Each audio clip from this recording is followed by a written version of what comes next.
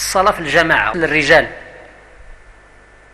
أما بالنسبة للنساء يعني صلاة الجماعة ماشي واجبة عليهم، لكن بالنسبة للرجل راه واجب عليه أيها الإخوة باش يؤدي هذه الصلوات المفروضة المعلومة من الدين بالضرورة يؤديها في الجماعة، إلا لعذر شرعي كمرض أو خوف شديد ولا مطر شديد ولا ريح شديد ولا ثلج ولا شي حاجة اللي هي كتحول دون أن يصل الإنسان إلى المسجد.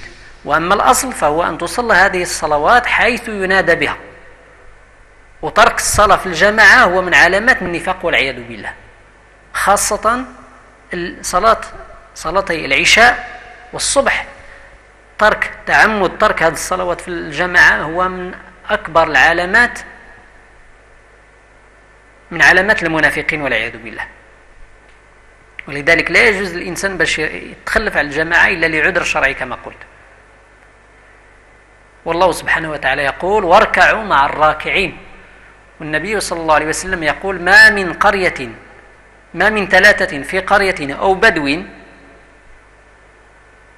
لا تقام فيهم الجماعة أو لا يصلون جماعة، في بعض الروايات لا يؤذن فيهم بالصلاة إلا استحوذ عليهم الشيطان فإنما يأكل الذئب من القاصية، يعني القاصية التي يأكلها الشيطان، يعني بحال ديك الشاة اللي كتخرج على العزيب ديال الغنم، على الجماعة ديال الغنم، فهذه تتكون طعم سائغ للذئب تأكلها لأنها خرج على الجماعة. فكذلك الإنسان اللي كيخرج على الجماعة الصلاة فهذا صيد سهل للشيطان والعياذ بالله، أعاذنا الله وإياكم من ذلك. فلذلك أيها الإخوة خصنا نكونوا على بال من هذا الفعل هذا، والكثير من الناس تيستهن بهذه القضية هذه وتيقول لك راه بحال المهم مقصود وجه الله فين ما صليتي راه بحال. لا، الصلاة في المساجد الصلوات المفروضة لابد وأن تؤدى في المسجد وفي الوقت كما قلنا، إلا النوافل هذه الأفضل يصليها الإنسان في بيته. إذن هذا الأمر الرابع اللي من المسائل اللي كتعيننا بإذن الله تبارك وتعالى وكتساعدنا باش نعتنيوا وباش نهتموا بهذه العبادة ونحاولوا نرجعوا لها المكانة ديالها والمنزلة ديالها.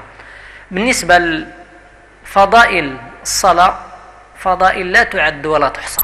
الصلاة عندها واحد الفضل وعندها واحد الثواب عظيم عند الله سبحانه وتعالى، من ذلك أنها سبب لمغفرة الذنوب. ومثلها النبي صلى الله عليه وسلم بواحد المثال جميل، قال في الحديث المعنى ديالو بأنه بحال شي واحد قدام دارو واحد النهر واحد الواد تيغسل منه كل نهار 5 المرات، هل يبقى من درنه شيء؟ قالوا لا يا رسول الله. قال فكذلك الصلوات الخمس، أو كما قال صلى الله عليه وسلم. يعني مثل النبي صلى الله عليه وسلم الصلوات الخمس بالنسبة للعبد في الفضل ديالها والثواب ديالها والأثر ديالها على العبد أنها بمثابة ذاك الواد اللي كيغتسل منه الإنسان كل نهار 5 المرات. واش يمكن يبقى فيه شي وسخ ولا شي دران ولا شي نجاسة ولا شيء من هذا القبيل؟ لا. فكذلك الصلاة تطهر العبد من هذه الذنوب والآثام اللي هي سبب الشقاء وسبب العذاب في الدنيا وفي الآخرة. كذلك مثلها النبي صلى الله عليه وسلم قال النبي صلى الله عليه وسلم الجمعة رمضان إلى رمضان والجمعة إلى الجمعة يعني والعمرة إلى العمرة والصلوات الخمس مكفرات لما بينهن ما اجتنبت الكبائر. يعني الإنسان إلا اجتنب بإذن الله الكبائر اللي هي الذنوب العظام فإن الصلوات والجمعة إلى الجمعة ورمضان إلى رمضان ويعني العمرة إلى العمرة تكفر ما بينها من هذه الذنوب الصغائر بإذن الله تبارك وتعالى. وكذلك جاء في الحديث عن النبي صلى الله عليه وسلم أن عند كل صلاة منادي ينادي أيها الناس قوموا إلى نيرانكم التي أوقدتموها فأطفئوها. بماذا نطفئها؟ بهذه الصلوات التي نصليها لله تبارك وتعالى. وكذلك جاء عن النبي صلى الله عليه وسلم أن الصلاة نور يستنير بها العبد في الدنيا وفي الآخرة. هذه الصلاة تكون بإذن الله تبارك وتعالى نور للعبد يبصر بها الحق ويبصر بها الباطل، فتكون الإنسان على بينة من أمره. تتلقاش ذاك الإنسان اللي غير كي تيخلط وتيخوض، فاش ما لقى تتلقاه داخل مدخل راسه، لا، تتلقى ذاك الإنسان اللي كيميز في كلامه وفي فعاله وفي كل حاجة بإذن الله تبارك وتعالى، لأنه عنده نور يستنير به، وهو هذه الصلاة، هذه العبادة العظيمة التي شرعها الله سبحانه وتعالى له، إلى غير ذلك من الفضائل التي ذكرها الله سبحانه وتعالى في القرآن الكريم وذكرها النبي صلى الله عليه وسلم كذلك في الأحاديث الصحيحة. بالنسبة لثمرة الصلاة، يعني الثمرة اللي الإنسان يجنيها وتيقطفها من هذه الصلاة، يعني ثمرات عظيمة وكثيرة جدا لا تعد ولا تحصى كذلك. نكتفي بواحد الآية في هذا الباب هذا ذكر فيه الله سبحانه وتعالى ثمرات الصلاة. قال الله سبحانه وتعالى: إن الصلاة تنهى عن الفحشاء والمنكر ولذكر الله أكبر. يعني من أعظم ثمرات الصلاة أنها كتكون سبب بإذن الله يمنع الإنسان باش يوقع في الفاحشة وفي المنكر وفي المعاصي وفي الذنوب بإذن الله، أنه يستحي أن يعصي الله تبارك وتعالى وهو يقف بين يديه. لكن هنا لابد نشير أيها الإخوة الكرام إلى أن المقصود هنا الصلاة المعهودة، الصلاة التي تؤدى بالشروط وبالأوصاف اللي تكلمنا عليها وشرنا عليها من قبل. ماشي أي صلاة، إن الصلاة، أن العلماء يقولوا هنا الألف واللام للعهد، بمعنى الصلاة المعهودة المعروفة، الصلاة اللي هي موافقة لصلاة النبي صلى الله عليه وسلم، الصلاة ذات الخشوع والخضوع والتذلل بين يدي الله تبارك وتعالى. هذه الصلاة هي التي تنهى عن الفحشاء والمنكر، ماشي أي صلاة. وإلا احنا كنشوف واحد العدد ديال الناس تيصليوا ويقترفوا الموبقات والكبائر العظام والعياذ بالله ولا يستحيون. لماذا؟ السبب هو أنهم ما كيحاولوش يصليوا هذه الصلاة على المنوال وعلى الطريقة اللي شرنا لها، وإنما هي صلاة عادية، صلاة ديال العادة وصافي. راه الإنسان تيصلي وصافي بحاله بحال الناس. لكن إلا كانت الصلاة صحيحة يستحيل باش الإنسان يصلي ويخرج يمشي للخمارة، ولا يصلي ويخرج يمشي للقمر، ولا يصلي ويخرج يمشي للزنا، ولا يصلي ويخرج يمشي يتعامل بالربا، ولا يشد الرشوة، ولا يعني يسمع الحرام ولا يشوف الحرام، ولا يخوض مع خائضين في مكان. لا، لأن هذه الصلاة كتكون حاجز وكتكون واقي بإذن الله، تتعصموا وتتمنعوا باش يوقع في هذه الموبقات بفضل الله تبارك وتعالى ومنته. إذن هذه بعض المسائل وبعض الإشارات اللي لابد نتكلموا عليها ولا نعرفوها بين يدي هذه العبادة اللي هي الصلاة. وغادي نحاولوا الآن إن شاء الله نبينوا الكيفية والطريقة ديال الصلاة على وفق سنة النبي صلى الله عليه وسلم.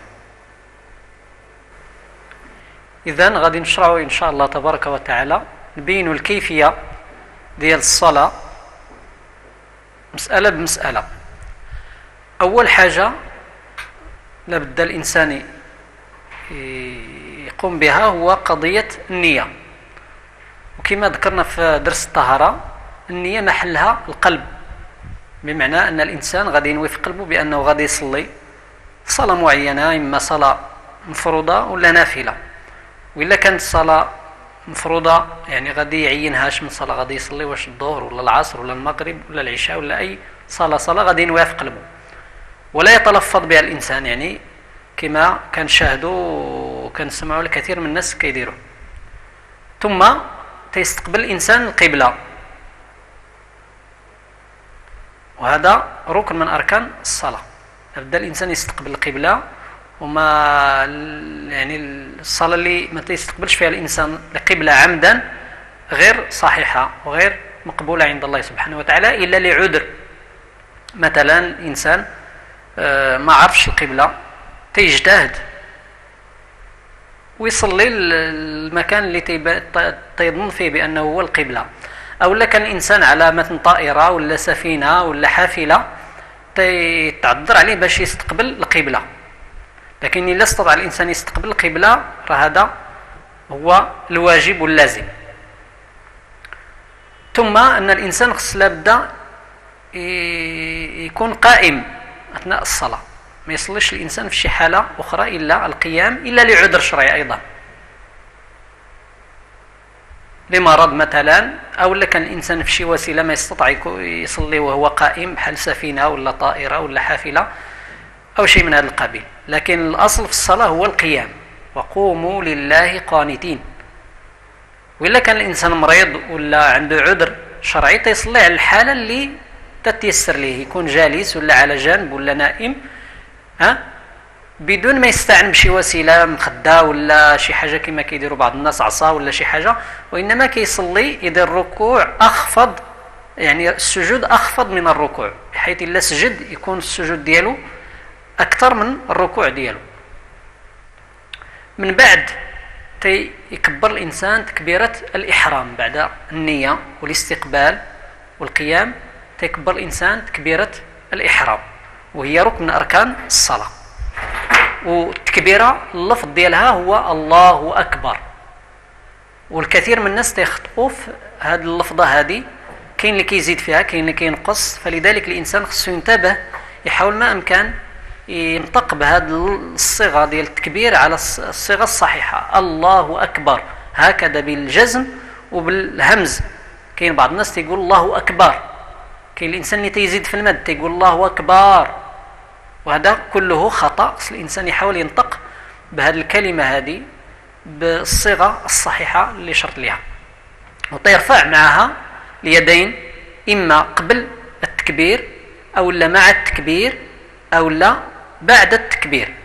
تيرفع الإنسان يديه تلجهة الكتفين ديالو هنا أو لا تلجهة أذنيه هنا، لكن بدون ما يمس الإنسان الأذنين ديالو كما كيديروا الكثير من الناس، كيحاول يمس هنا الشحمة ديال الأذن، وهذا ما وردش في السنة عن النبي صلى الله عليه وسلم. إنما اللي ورد هو يوصلهم الإنسان حدا أذنيه ولا حدا كتافه هنا، وطبيعة الحال ما تيسرحهم هكذا مزيان ولا تيجمعهم هكذا، وإنما تيكونوا يديه منبسطين بصيغة بشكل طبيعي وعادي بدون ما يتكلف الإنسان واحد الكيفية معينة. هكذا تيكبر الإنسان مع تيرفع يديه مع التكبير، تيقول الله أكبر، وكما قلت إما مع أو لا قبل أو لا بعد.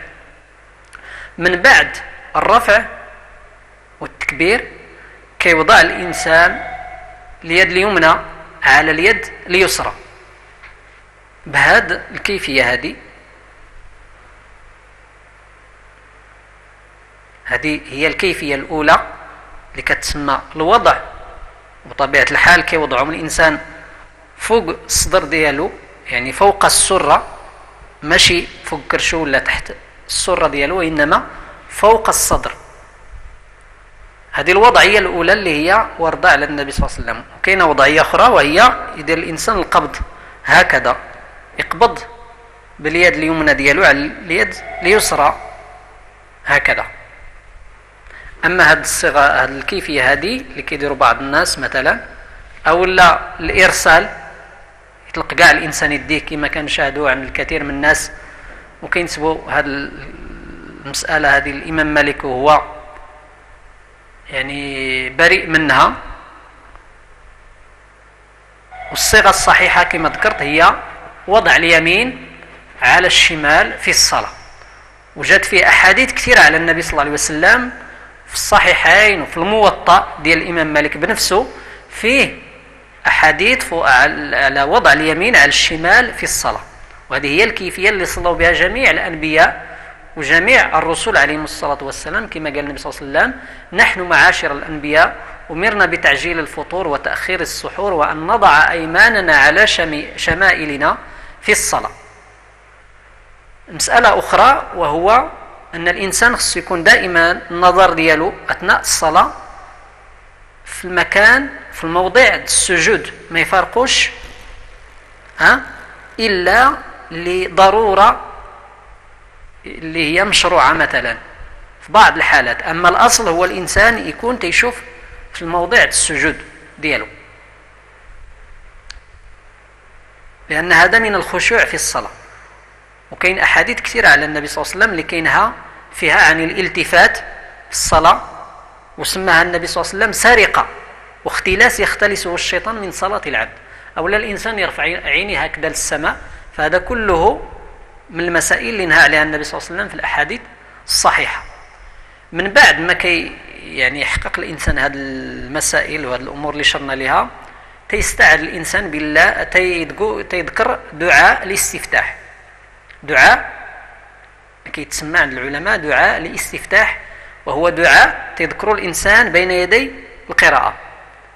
فيه صياغ كثيرة غادي نذكروا حنا جوج الصياغ اللي هي مشهورة واللي ممكن يحفظها الإنسان. الصيغة الأولى اللي كانت يقولها النبي صلى الله عليه وسلم كثيرا: اللهم باعد بيني وبين خطاياي كما باعدت بين المشرق والمغرب، اللهم نقني من خطاياي كما ينقى الثوب الأبيض من الدنس، اللهم اغسلني من خطاياي بالماء والثلج والبرد. هذه الصيغة الأولى ولا دعاء من الأدعية اللي كان النبي صلى الله عليه وسلم يفتتح بها الصلاة. واحد دعاء آخر مشهور ورغب فيه النبي صلى الله عليه وسلم، وهو: سبحانك اللهم وبحمدك وتبارك اسمك وتعالى جدك ولا إله غيرك. هذا دعاء عظيم ورغب فيه النبي صلى الله عليه وسلم في أحاديث كثيرة، لأن المعنى دياله معنى عظيم. وهذا الدعاء طبيعة الحال تيقولوا الإنسان سرا، ما كيجهرش به الإنسان لا الإمام ولا المأموم. من بعد كيستعد الإنسان بالله من الشيطان الرجيم سرا، سواء كان إمام ولا مأموم في الفريضة ولا في النافلة ولا حتى في التراويح، لأن أغلب الناس يجهروا بالاستعادة في التراويح، والسنة في الاستعادة هو الإصرار.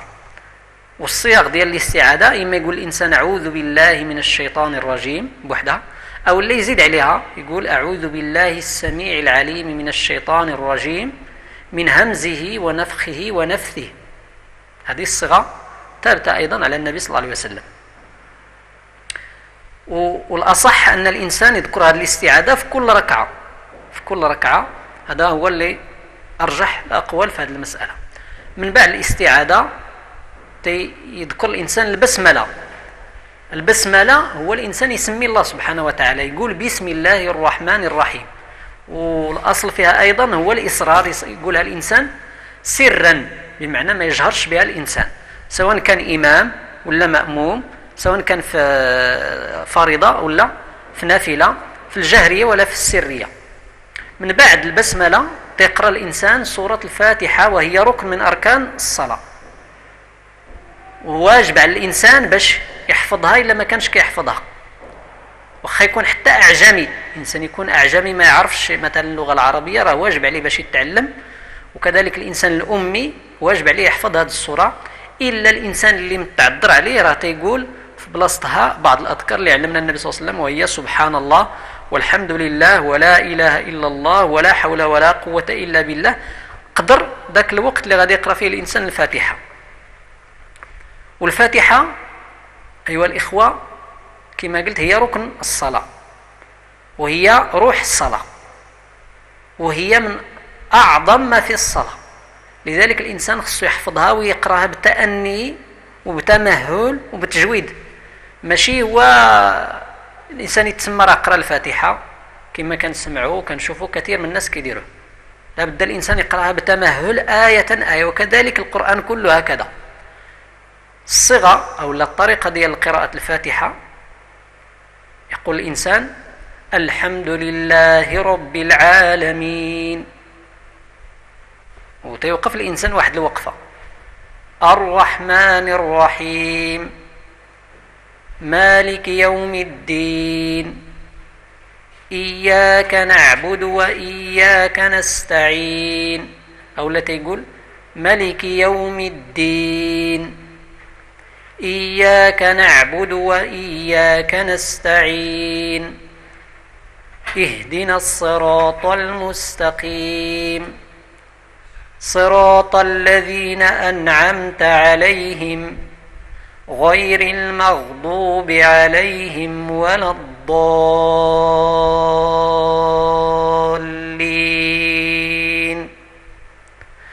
ملي كيكمل الانسان هاد السوره اللي كتسمى سوره الفاتحه تيقول امين. الا كان في الجهريه كيجهر بها، الا كان في السريه كيسر بها. ومعنى امين هو اللهم استجب، لان الفاتحه نصف منها ذكر، نصف منها توسل وثناء على الله، والنصف الاخر دعاء. فالانسان تيأمن على هذا الدعاء اللي هو اهدنا الصراط المستقيم الى اخر السوره. تيقول امين وكيجهر بها.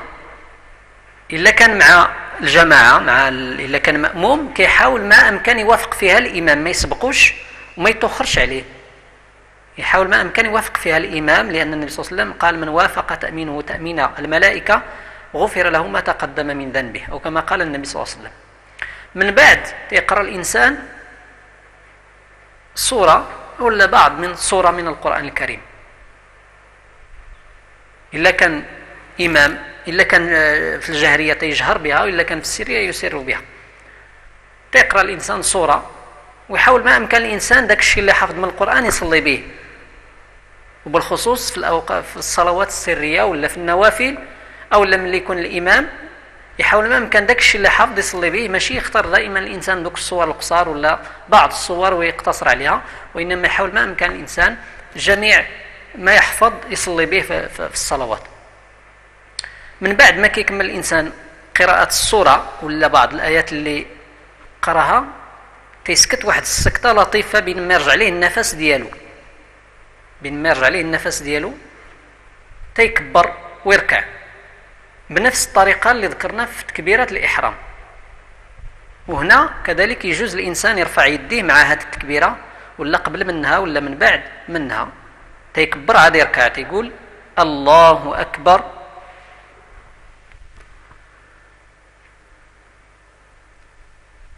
كيتسمى هذا ركوع.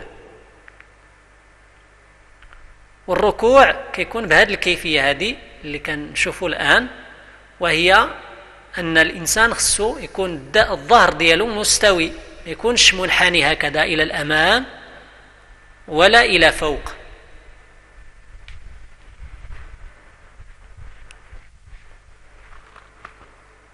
ما يكونش منحني هكذا الى الامام بزاف ولا الى فوق هكذا، وانما يكون الظهر ديالو مستوي ومستقم كما قال النبي صلى الله عليه وسلم، بحيث لو وضعنا عليه كاس الماء ما يتكفحش وما يتكبش. وكذلك الركبتين ديالو كما تنلاحظوا خصو يكونوا مستقمين، ما يكونوش هكذا، والمرفقين ديالو يكون بعيدين على جهة الإبط ديالو، ما يلصقهمش هكذا ولا ما يديرش لهم هذا الشكل هذا. والنظر ديالو دائما إلى موضع السجود.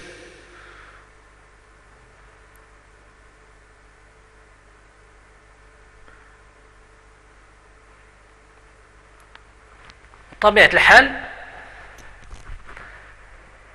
مسألة ديال السترة نذكروها، وهي من المسائل اللي هي واجبة في الصلاة، خص لابد الإنسان يقوم بها ويحاول ما أمكن ما يغفلش عليها، لأن أكثر الناس يغفلوا على قضية السترة في الصلاة. فإلا كان الإنسان إمام ولا كان الإنسان كيصلي بوحده على انفراد، راه واجب عليه باش يدير واحد السترة قدامه، ويكون هو بعيد عليها ب3 أذرع، يعني يكون ما بينه وبين السترة 3 أذرع.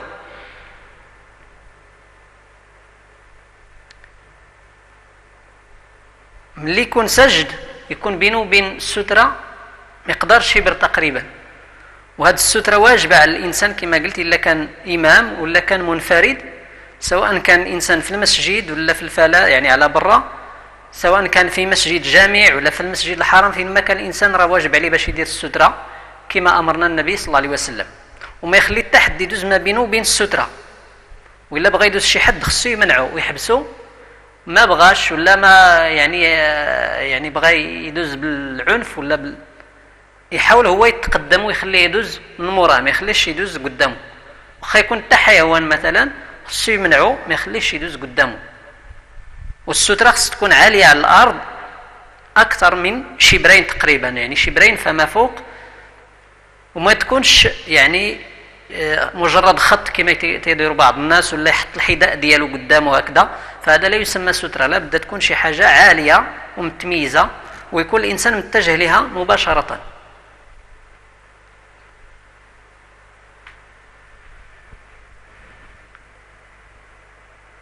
بالنسبة لأذكار الركوع، اش تيقول الإنسان في الركوع؟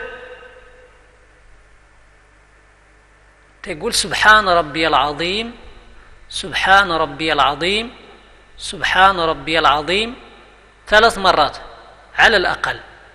ممكن يزيد الإنسان وبحمده، سبحان ربي العظيم وبحمده، أو لا يذكر بعض الأدعية اللي ثبت على النبي صلى الله عليه وسلم بحال سبحانك اللهم ربنا وبحمدك اللهم اغفر لي مثلا. هذا من الأدعية اللي ثبت على النبي صلى الله عليه وسلم في الركوع، لكن الأصل هو تعظيم الرب سبحانه وتعالى في الركوع. ما يقرأش الإنسان القرآن في الركوع، وكذلك في السجود. وكيطمئن الإنسان مزيان في الركوع، ما يزربش ينوض ولا يوقف قبل ما يطمئن مزيان في الركوع مقدار على الأقل كما قلنا ما يقول سبحان ربي العظيم 3 مرات، وركن من أركان الصلاة. واليدين في الركوع انتبهوا بأنهم خصهم يكونوا على هذه الكيفية هذه، يلتقم لإنسان الركبة ديالو بالكف على هذه الشكلة، ماشي هكذا ولا هكذا كما كيديروا الناس، وإنما يحاول ما أمكن يفرج ما بين الأصابع ديالو على الركبتين. من بعد انتهاء أذكار في الركوع يقوم الإنسان يقول سمع الله لمن حمده، وهنا يجوز الإنسان كذلك يرفع يديه مع هذه الحركة هذه. ملي تيوقف الإنسان ويعتدل تيقول ربنا ولك الحمد، أو اللهم ربنا ولك الحمد ملء السماوات وملء الأرض وملء ما بينهما وملء ما شئت من شيء بعد، أهل الثناء والمجد، أحق ما قال العبد وكلنا لك عبد. إلا حفظ الإنسان هذا الذكر هذا ولا هذا الدعاء كامل يقولوا، أو لا البعض منه. المهم هو يطمئن الإنسان مزيان في هذا الركن ويعتدل حتى كيرجع كل عظم للموضع ديالو، ماشي كما كنشوفوا الكثير من الناس ما كي يعني يطمئن وما كيستقمش مزيان في هذا الركن ولا غيره من الأركان، تيجي بمجرد ما تينوض تيعاود يرجع ثاني تيمشي للسجود، وهذا مخل بالصلاة. لأن النبي صلى الله عليه وسلم شاف واحد كيصلي وهو يزرب وتيستعجل في الأركان الصلاة، فقال له النبي صلى الله عليه وسلم ارجع فصلي فإنك لم تصلي. فكثير من الناس كيصدق عليهم هذا الحديث وكيستحقوا باش تقول لهم هذا الجواب هذا او لا هذا الامر هذا اللي قال النبي صلى الله عليه وسلم لهذا الرجل. فلذلك ايها الاخوه خص لابد كل ركن نعطيه حقه من الاطمئنان والاستقرار حتى يعني تكون صلاتنا مقبوله ان شاء الله عند الله عز وجل. اذا ملي تيطمئن الانسان في القيام، وهنا طبيعه الحال ما تيعاودش الانسان يدير كيف يعني الوضع ديال القبض، وانما كيخلي الانسان يديه هكذا على الوضع الاصلي ديالها. ملي تيكمل الدعاء تينزل السجود على اليدين ديالو، تيسبق يديه عاد ركابيه، لان هذه هي الصفه اللي دار النبي صلى الله عليه وسلم وامرنا بها. وتيكبر عاد كينزل الانسان تيقول الله اكبر، وللاشاره كل تكبير وكل حركه راه يجوز الانسان يدير فيها الرفع، لكن المواضع اللي ثبت في على النبي صلى الله عليه وسلم بانه لازم فيها التكبير هو الرفع، الركوع والرفع من الركوع. فمن بعد ما الانسان يطمئن في القيام من الركوع تنزل السجود على اليدين ديالو كما ذكرنا مع التكبير، تيكبر الانسان وينزل الله اكبر، كيسبق يديه ثم كيسجد بين يديه. وكي يحاول الإنسان ما أمكن يسجد على 7 أعضاء كما ذكر النبي صلى الله عليه وسلم في الحديث على هذه الكيفية هذه: الجبهة ديالو واليدين، الجبهة والأنف واليدين والركبتين وأصابع القدمين،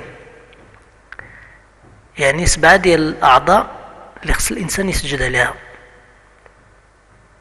ويحاول الإنسان ما أمكن ما يغفل على الأنف ديالو، لأنه الكثير من الناس ما تيوصلش نيفو الأرض، يحاول يوصلوا الأرض أثناء السجود.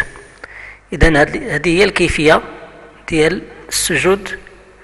والمرفقين ديالو ما يفترشهمش الإنسان هكذا، ولا يوضعهم مثلا هكذا على الفخذين ديالو، وإنما يجافيهم على الشكلة، لأن هي اللي ثبت على النبي صلى الله عليه وسلم. وكي يفرق ما بين البطن ديالو والفخذ.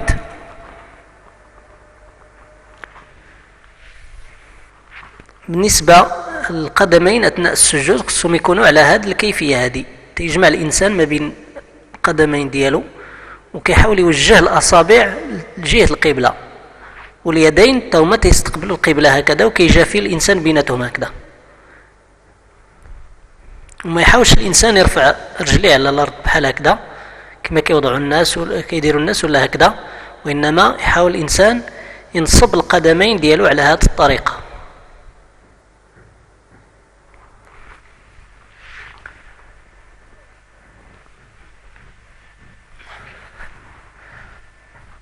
اش تيقول الإنسان في السجود؟ تيقول سبحان ربي الأعلى، سبحان ربي الأعلى، سبحان ربي الأعلى 3 مرات على الأقل. بمعنى أن الإنسان خصو يطمئن في السجود على الأقل هذا المقدار هذا، ويحاول ما أمكن الإنسان يكثر من الأدعية أثناء السجود، لأنه كما قال النبي صلى الله عليه وسلم: أقرب ما يكون العبد إلى ربه وهو ساجد. لتكون الإنسان في السجود يحاول ما أمكن يكثر من الدعاء ما استطاع، لأنه في الحالة اللي تيكون الإنسان قريب الله سبحانه وتعالى. وما يقرأش القرآن أثناء السجود كما ذكرنا في الركوع. من بعد كيرفع الإنسان رأسه من السجود على هذه الكيفية: الله أكبر،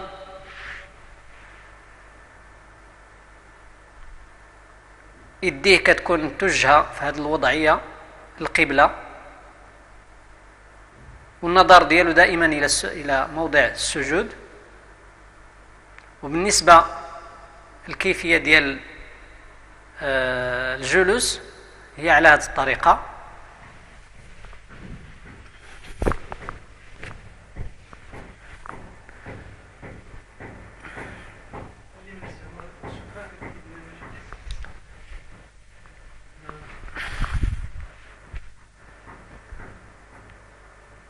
الكيفية أن الإنسان كيفترش رجليه اليسرى كيفترشها ويجلس عليها، واليمنى كينصبها هكذا، يعني كينصبها ويوقفها على إصبعه. هذه هي الكيفية اللي ثبت على النبي صلى الله عليه وسلم بين السجدتين، كتسمى الافتراش. وممكن الإنسان يدير الإقعاء في هذا الوضع، في هذه الحالة هذه يدير الإقعاء، وهو يوقف الإنسان على رجليه بجوج هكذا. ولكن هذه الكيفية ما كتكون إلا بين السجدتين فقط. أذكر اللي كيقول الإنسان بين السجدتين كيقول: اللهم اغفر لي وارحمني واعف عني وعافني وارزقني واهدني واجبرني وارزقني. أو لا يقول الإنسان: ربي اغفر لي ربي اغفر لي، مقدار هذا الدعاء الآخر. المهم هو يطمئن الإنسان ما بين السجدتين، مقدار ذاك الوقت اللي يسجد الإنسان يكون كذلك ما بين السجدتين، ماشي مجرد ما ينوض الإنسان يعاود يرجع للسجود، بل لا بد من الإطمئنان، وهو ركن من أركان الصلاة. من بعد يعاود يرجع الإنسان للسجدة الثانية بنفس الكيفية وبنفس الطريقة اللي بينا واللي شرحنا.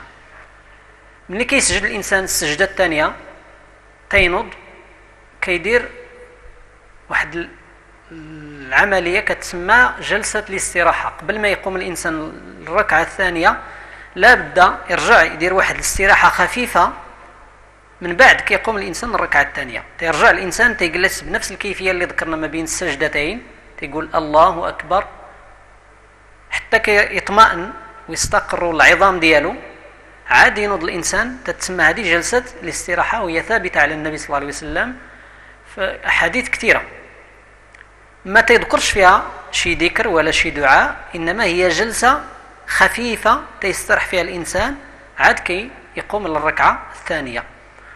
والقيام الى الركعه الثانيه تيقوم الانسان على يديه، عاد ينوض للركعه الثانيه تيقوم على يديه، يعني تيعتمد على اليدين ديالو، من بعد تيقوم. والتكبير راه تيكبر اثناء جلسه الاستراحه، وتيعاود نفس الكيفيه اللي ذكرنا في الركعه الاولى، قراءه الاستعاذه والبسمله ثم الفاتحه ثم السوره والركوع والرفع من الركوع ثم السجود الى غير ذلك من المسائل اللي شرحنا في الركعه الاولى، يعني بنفس الطريقه وبنفس الكيفيه، الا ان الركعه الثانيه تتكون اخف من الركعه الاولى بعض الشيء، يعني تتكون خفيفه على الاولى بعض الشيء.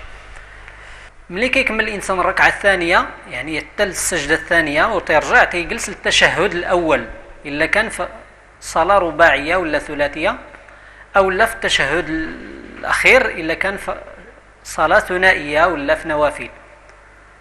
والتشهد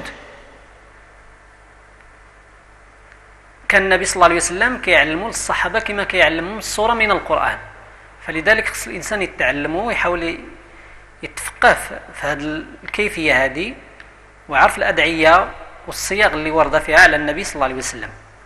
وقبل ما نذكروا الادعيه لابد نشيروا الكيفيه ديال التشهد بالاصابع.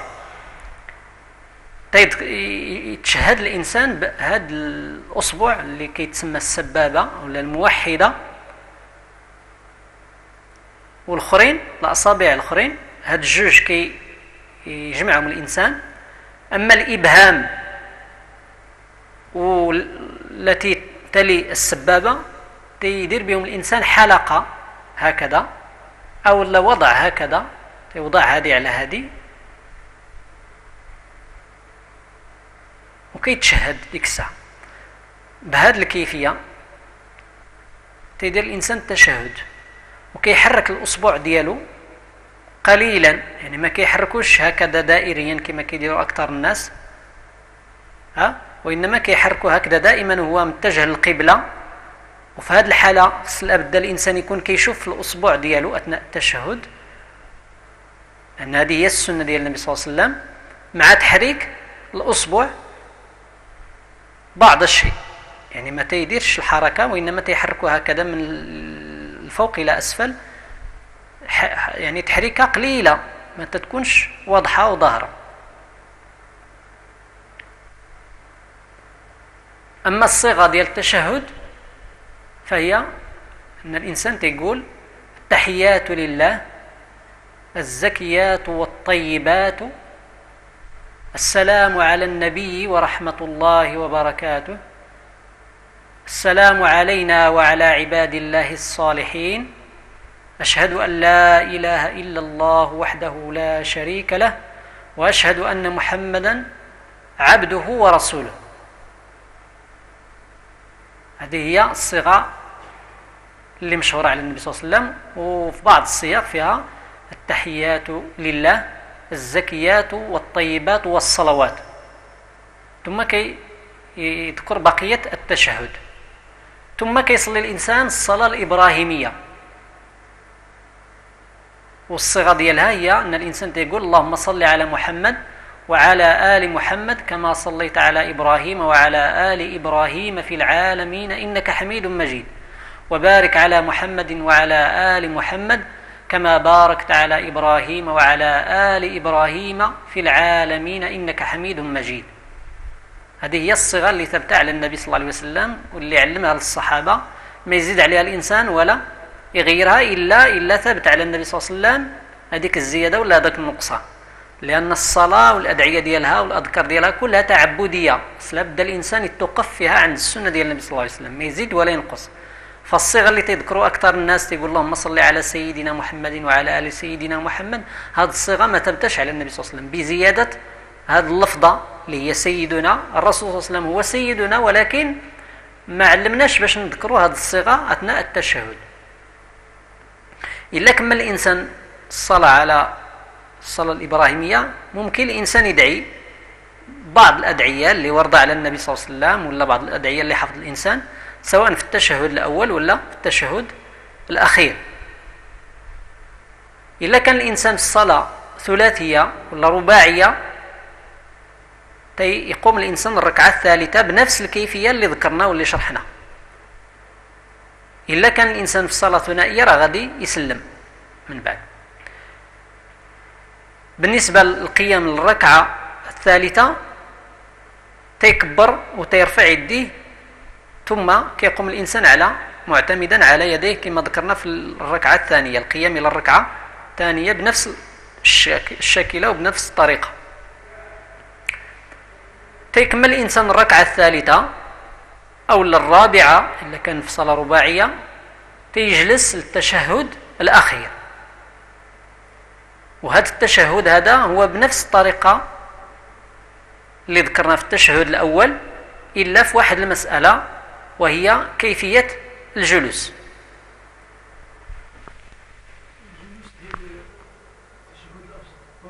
لا نعم.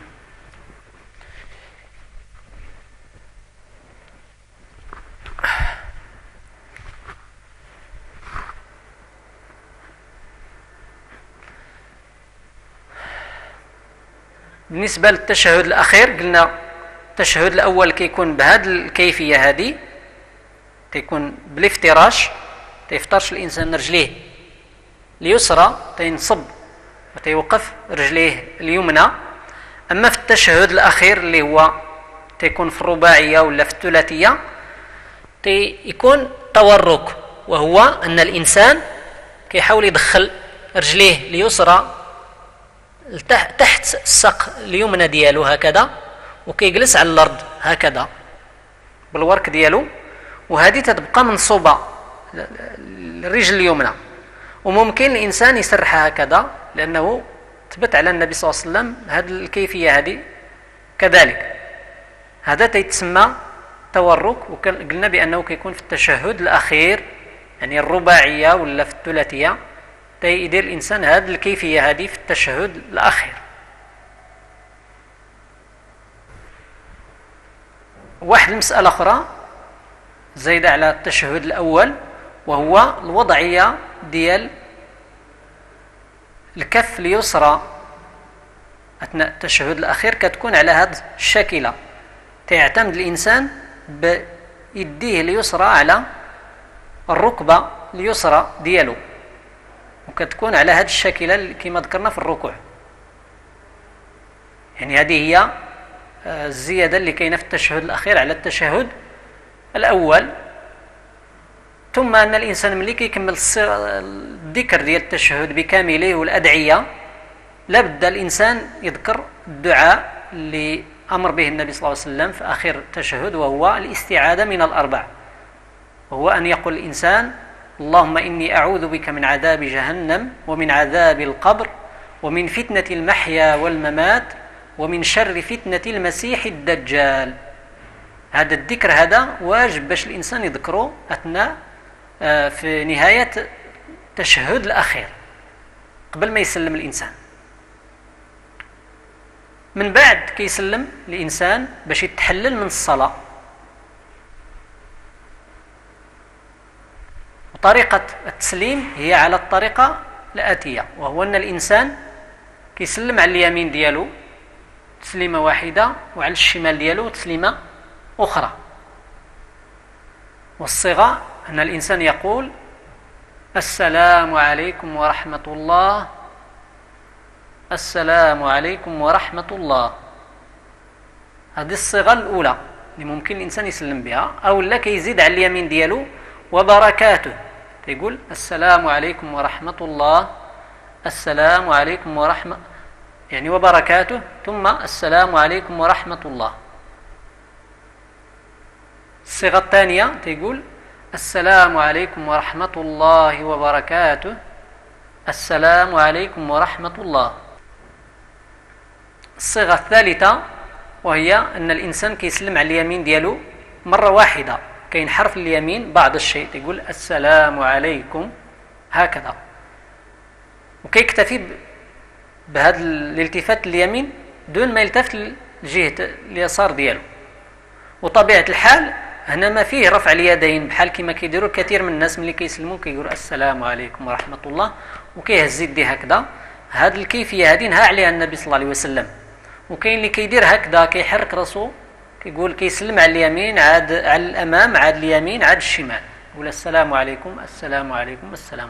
يعني هذه كلها ما تبتش على النبي صلى الله عليه وسلم، وهي من البدع اللي زادوها الناس وحدثوها في الدين بدون إذن من الله سبحانه وتعالى. ملي كيسلم الإنسان راه تحلل من الصلاة، ممكن ينصرف، ممكن يدير أي عمل اللي ممنوع عليه داخل الصلاة بحال الكلام بحال أي يعني التفات ولا كلام ولا شيء من هذا القبيل. لكن الأفضل الإنسان ملي يسلم من الصلاة خاصة من الصلاة الفريضة أن الإنسان خصو يلزم المجلس ديالو ويذكر الأذكار والأدعية اللي ورد على النبي صلى الله عليه وسلم. مثلا الإنسان تيستغفر الله 3 مرات، استغفر الله استغفر الله استغفر الله، لأن هذه الصلاة ممكن يكون فيها نقص، ممكن يكون فيها سهو، ممكن يكون فيها يعني ما يشوبها. فلذلك شرع الله سبحانه وتعالى الاستغفار من بعد أكثر العبادات. ثم تكبير كذلك، يكبر الإنسان 3 مرات، الله أكبر الله أكبر الله أكبر. ممكن يدعي الإنسان كذلك بالأدعية اللي بعض الأدعية اللي علم النبي صلى الله عليه وسلم من الصحابة، يقول اللهم أعني على ذكرك وشكرك وحسن عبادتك. وكيقرأ الإنسان كذلك المعوذتين، ثبت على النبي صلى الله عليه وسلم أنه كان كيقرأهم وحث عليهم. وكذلك الإنسان يذكر المسبحات أو الباقيات الصالحات من بعد الصلاة، وبالخصوص في اليد اليمنى الإنسان يذكرها هذه الأذكار في اليد اليمنى دون اليسرى، لأنه هو اللي ثبت على النبي صلى الله عليه وسلم. سبحان الله والحمد لله ولا إله إلا الله 33 مرة، هي في الجميع تكون 99 مرة. ويقول الإنسان في 100 الله أكبر، أو لا تقول لا إله إلا الله وحده لا شريك له له الملك وله الحمد وهو على كل شيء قدير، أو لا تقول الإنسان سبحان الله والحمد لله ولا إله إلا الله والله أكبر 25 مرة. 25 مرة يعني هذه الألفاظ أو هذه الأذكار 4 سبحان الله والحمد لله ولا إله إلا الله والله أكبر 25 مرة. والتي يقول الإنسان سبحان الله والحمد لله والله أكبر 10 مرات، يعني 10 مرات. هذه كلها ثابتة وواردة على النبي صلى الله عليه وسلم. أما الدعاء من بعد الصلاة، وبالخصوص الالتزام ديال الدعاء من بعد الصلاة، وبالخصوص الدعاء جماعة وأكثر من الدعاء جهرا، فهذا كله أيها الإخوة ما ثبت وما وردش على النبي صلى الله عليه وسلم ولا على الصحابة ديالو. فلذلك فهو من البدع ومن المحدثات، وخص الإنسان يجتنبه وما خص الإنسان يشارك فيه ولا يوقع فيه، لأنه من الأمور اللي هي محدثة ومبتدعة في دين الله سبحانه وتعالى. والنبي صلى الله عليه وسلم تيقول لنا في الأحاديث الصحيحة من أحدث في أمرنا هذا ما ليس منه فهو رد. يعني هذه القضية يحاول الإنسان ما يوقعش فيها، راه ما كاينش شي ذكر جماعة وما كاينش شي ذكر اللي الإنسان كيجهر به، يعني بحيث أنه الإنسان تيشوش على الناس اللي تيكونوا تيصليوا ولا مسبوقين ولا. فهذا كله من المسائل اللي هي مخالفة للسنة ديال النبي صلى الله عليه وسلم. وذكرنا في البداية أننا خصنا نحاول نوافقوا السنة ديال النبي صلى الله عليه وسلم باش تكون الأعمال ديالنا مقبولة بإذن الله تبارك وتعالى. كذلك المصافحة من بعد الصلاة هذه من المسائل اللي زايدة ومحدثة مبتدعة في دين الله سبحانه وتعالى. يعني المصافحة من أجل الصلاة ما كايناش، أما المصافحة من أجل اللقاء راه لا مانع باش الإنسان تصافحه إلا تلاقيتي به. لكن المصافحة من أجل الصلاة من بعد الصلاة مباشرة فهذا من الأمور اللي هي محدثة في دين الله تبارك وتعالى. وكذلك التزام الدعاء كما قلنا، إلا الإنسان كان عنده حاجة وطلب إلى الله سبحانه وتعالى ودعا من بعد صلاة ولا مثلا استخارة ولا شيء من هذا القبيل لا مانع، ولكن باش الإنسان يلتزم الدعاء خاصة بعد الفرائض فهذا أمر لا أصل له في سنة رسول الله صلى الله عليه وسلم، إنما هو من البدع ومن المحدثات اللي خص الإنسان يجتنبها.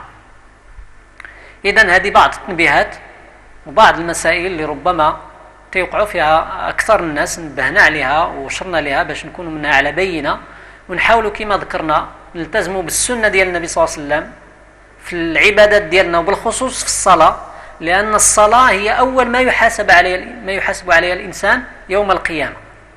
فإن صلحت صلح سائر عمله، وإن فسدت فسد سائر عمله.